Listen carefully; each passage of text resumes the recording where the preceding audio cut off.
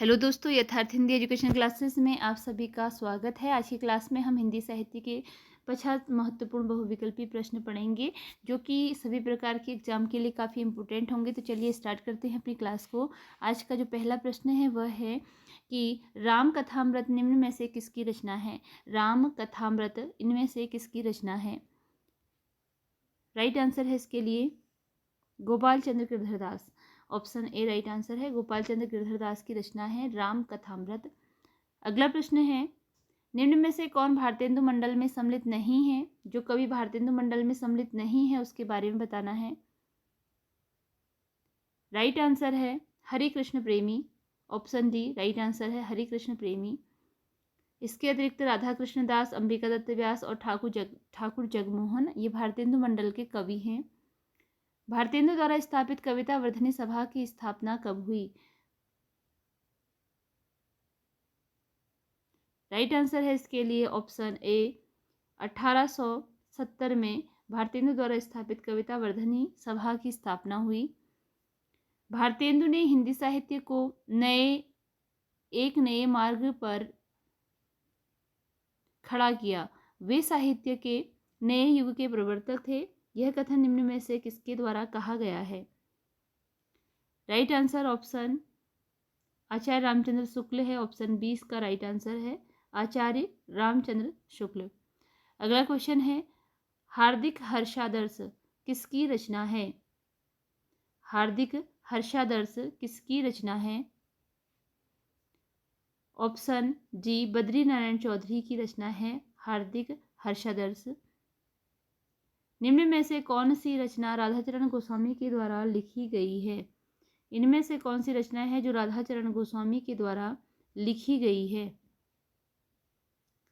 Right answer है option B नव Bhaktamal.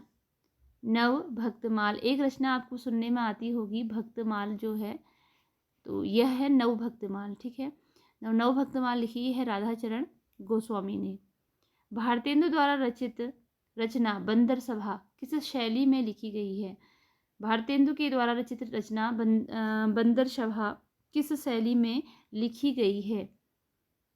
Right answer है ऑप्शन बी पैरोडी शैली में लिखी गई है। भारतेंदु के द्वारा जो रचित रचना बंदर सभा है, भारतेंदु जी ने इन सभी शैलियों का प्रयोग अपनी रचनाओं में किया है और पैरोडी शैली का इन्होंने बंदर सभा में प्रयोग किया है। भारतेंदु कृत पुरुषोत्तम पंचक के अनुसरण पर, पुरुषोत्तम पंचक ये भारतेंदु की रचना है। पुरुषोत्तम पंचक के अनुसरण पर प्रेमघन ने कौन सी रचना लिखी। तो इसके अनुसरण पर प्रेमघन ने एक रचना लिखी, उसका नाम बताना है पुरुषोत्तम पंचक के अनुसरण पर। इसके लिए राइट आंसर ऑप्शन सी है ब्रजचंद पंचक लिखी इन्होंने। ऑप्शन सी ब्रजचंद पंचक लिखी। भारत गीत किसकी रचना है। भारत गीत किसकी रचना है। राइट आंसर है ऑप्शन ए श्रीधर पाठक की रचना है। भारत गीत श्रीधर पाठक की रचना है। सरस्वती पत्रिका का प्रकाशन किस वर्ष से प्रारंभ हुआ। राइट आंसर है ऑप्शन डी 1900 से। सन 1900 से सरस्वती पत्रिका का प्रकाशन प्रारंभ हुआ। खड़ी बोली आंदोलन किसकी रचना है। खड़ी बोली आंदोलन एक रचना का नाम है। राइट आंसर है अयोध्या प्रसाद खत्री। ऑप्शन बी अयोध्या प्रसाद खत्री की रचना है खड़ी बोली आंदोलन। सरस्वती पत्रिका की प्रथम संपादक कौन थे। सरस्वती पत्रिका के प्रथम संपादक। राइट आंसर ऑप्शन ए है बाबू श्याम सुंदर दास थे सरस्वती पत्रिका के प्रथम संपादक। ऑप्शन ए राइट आंसर है बाबू श्याम सुंदर दास। आचार्य रामचंद्र शुक्ल के द्वारा द्विवेदी युग का काल निर्धारण निम्न में से किसके अंतर्गत किया गया है। आचार्य रामचंद्र शुक्ल के द्वारा अपनी पुस्तक में उनके द्वारा जो इतिहास लिखा गया है, तो उन्होंने द्विवेदी युग का काल निर्धारण इनमें से किसके अंतर्गत किया है। राइट आंसर है नई धारा द्वितीय उत्थान के अंतर्गत उन्होंने द्विवेदी युग का काल निर्धारण किया है। नई धारा द्वितीय उत्थान के अंतर्गत आचार्य रामचंद्र शुक्ल जी के द्वारा द्विवेदी काल का काल निर्धारण द्विवेदी युग का काल निर्धारण कब से कब तक किया गया? राइट आंसर है इसके लिए 1893 से 1918 तक। ऑप्शन बी 1893 से 1918 तक शुक्ल जी के द्वारा द्विवेदी युग का काल निर्धारण किया गया है। कंसवध निम्न में से किसकी रचना है? कंसवध इनमें से किसकी रचना है? राइट आंसर ऑप्शन ए है, अंबिका दत्त व्यास की रचना है कंसवध। ऑप्शन ए राइट आंसर है। कंसवध किस विधा की रचना है? कंसवध किस विधा की रचना है? ऑप्शन बी प्रबंध काव्य है, यह एक प्रबंध काव्य है। ऑप्शन बी राइट आंसर है। निम्न में से कौन सा एक सही सुमेलित नहीं है? रचना है और रचनाकार है, जो सही सुमेलित नहीं है, नहीं पर ध्यान देना है, वह बताना है।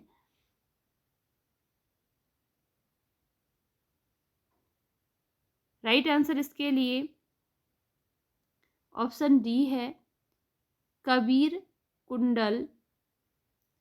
यह बालमुकुंद गुप्त की रचना नहीं है, तो गलत बताना है, तो इसलिए आपका डी ऑप्शन सही है। गोविंद किल्ला भाई की रचना का नाम श्रृंगार सरोजनी है, सही है। रामकृष्ण वर्मा बलवीर है, ये बालवीर है। बालवीर 50 इनकी रचना है और कुब्जा 25 नवनीत चतुर्वेदी की रचना है। तो क्योंकि गलत वाला आपको बताना है, तो इसलिए राइट आंसर ऑप्शन डी है, कबीर कुंडल बालमुकुंद गुप्त की रचना नहीं है। कबीर कुंडल निम्न में से किसकी रचना है? कबीर कुंडल इनमें से किसकी रचना है? राइट आंसर है ऑप्शन सी, अयोध्या सिंह उपाध्याय हरिऔध की रचना का नाम है कबीर कुंडल। अयोध्या सिंह उपाध्याय हरिऔध। अनुराग रत्न निम्न में से किसके द्वारा लिखी गई रचना है? अनुराग रत्न। राइट आंसर है Nathuram Sharma Shankar. Option A right answer है। अनुराग रत्न नाथुराम शर्मा शंकर की रचना है। चंद्रबरदाई को छप्पइयों का राजा किसके द्वारा कहा गया है?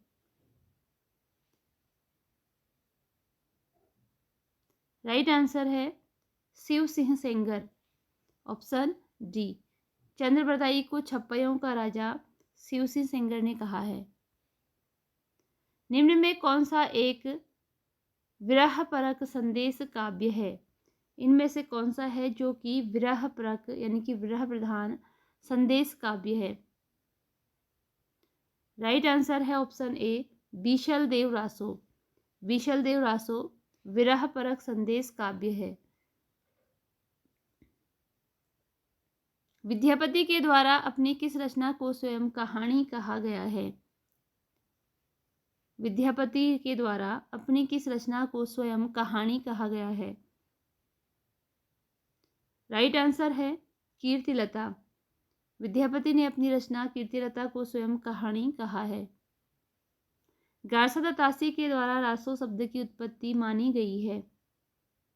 गार्सद के अनुसार रासो शब्द की उत्पत्ति किससे हुई है? राइट आंसर है ऑप्शन ए, राजसूय। गार्सद के अनुसार रासो शब्द की उत्पत्ति राजसूय से हुई है। पृथ्वीराज विजय के रचनाकार कौन हैं? पृथ्वीराज विजय के रचनाकार कौन हैं? राइट आंसर है ऑप्शन ए, जयानक। पृथ्वीराज विजय के रचनाकार जयानक हैं। अमीर खुसरो की निम्न में से किस रचना में भारतीय बोलियों का विस्तृत वर्णन मिलता है? राइट आंसर है नूह सिपहर। इनकी रचना नूह सिपहर है, जिसमें कि भारतीय बोलियों का विस्तृत वर्णन मिलता है। कीर्तिलता है एक। कीर्तिलता है एक, यह क्या है बताना है। राइट आंसर है ऑप्शन ए, ऐतिहासिक चरित काव्य है। कीर्तिलता एक ऐतिहासिक चरित काव्य है। निम्न में से कौन सा एक निर्गुण काव्य धारा से संबंधित नहीं है? जो निर्गुण काव्य धारा से संबंधित नहीं है, नहीं वाला बताना है। राइट आंसर है ऑप्शन डी चतुर्भुज दास। चतुर्भुज दास ये सगुण भक्ति के कवि हैं। अष्टछाप के 8 कवियों में इनका भी नाम आता है। ईश्वर दास के द्वारा सत्यवती कथा की रचना के समय दिल्ली का बादशाह कौन था?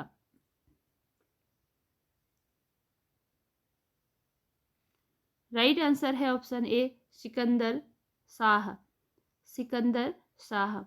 पौमचर्यू में कुल कितने कांड हैं? पौमचर्यू में कुल कितने कांड हैं? राइट आंसर है ऑप्शन बी 5। पौमचर्यू में कुल 5 कांड हैं। रामकथा पर आधारित रचना है यह। पुष्पदंत कृत महापुराण में कितने महापुरुषों का चरित्र वर्णित है? महापुराण में कितने महापुरुषों का चरित्र वर्णित है? राइट आंसर है ऑप्शन सी। ऑप्शन सी 63 महापुरुषों का चरित्र महापुराण में वर्णित है।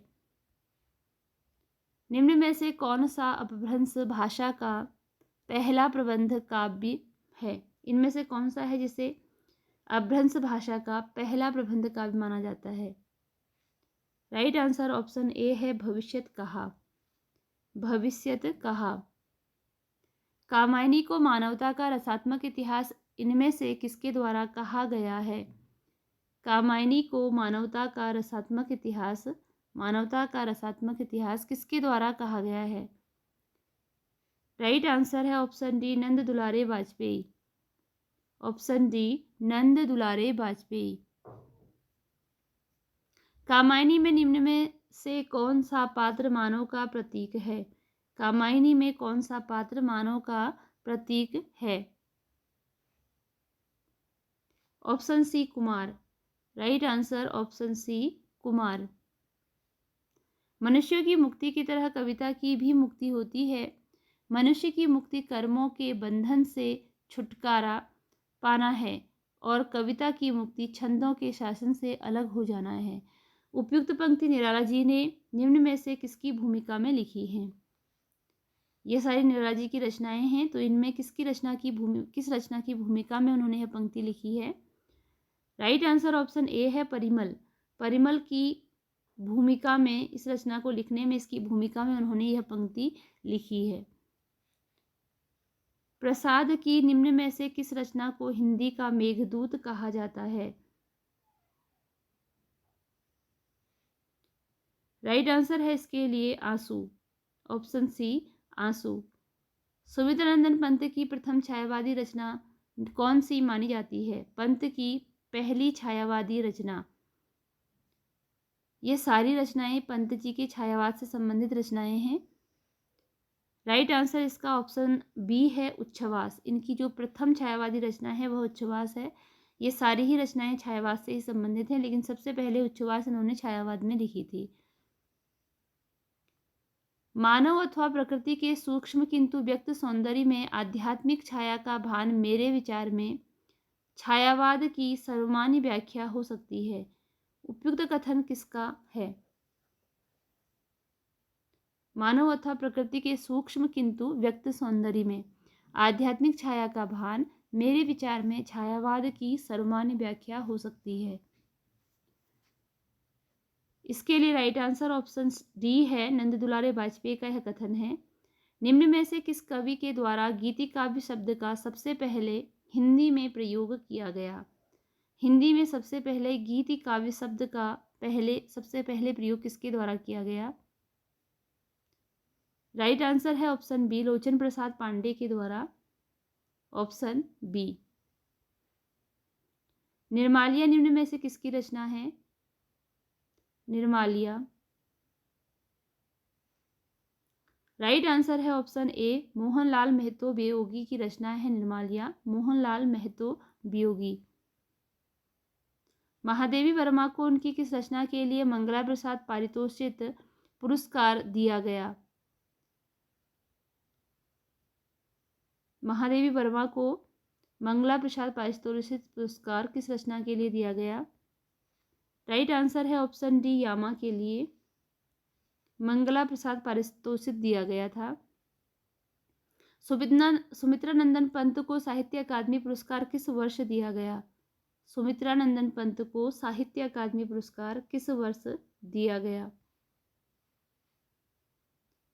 राइट आंसर है ऑप्शन बी, 1961 में सुमित्रा नंदन पंत को साहित्य अकादमी पुरस्कार दिया गया। मैं प्रयोगवाद का अगुआ नहीं पिछलुआ हूँ, यह पंक्ति किसके द्वारा कही गई है? स्वयं को प्रयोगवाद का अगलुआ नहीं पिछलुआ किसके द्वारा कहा गया है?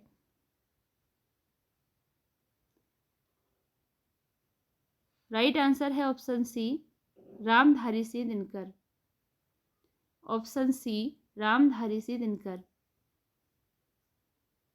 सिंहासन खाली करो कि जनता आती है, निम्न में से किस कविता से पंक्ति ली गई है?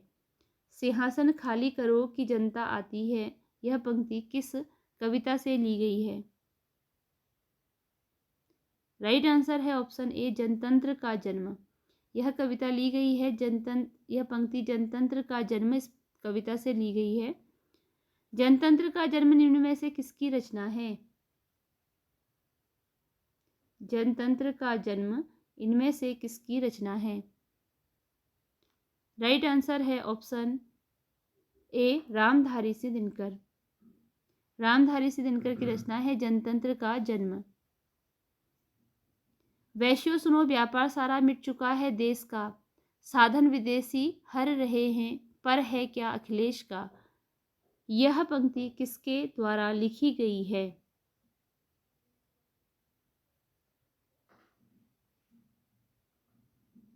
राइट आंसर ऑप्शन बी है, मैथिली शरण गुप्त की यह पंक्ति है। मैथिली शरण गुप्त के द्वारा यह पंक्ति लिखी गई है। श्रीधर पाठक किस युग के कवि माने जाते हैं? श्रीधर पाठक किस युग के कवि माने जाते हैं?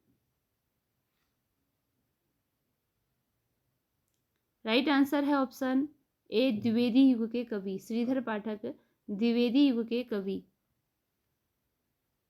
नारी पर नर का कितना अत्याचार है, लगता है विद्रोह मात्र ही अब उसका प्रतिकार है, यह पंक्ति निम्न में से किस रचना से ली गई है? नारी पर नर का कितना अत्याचार है।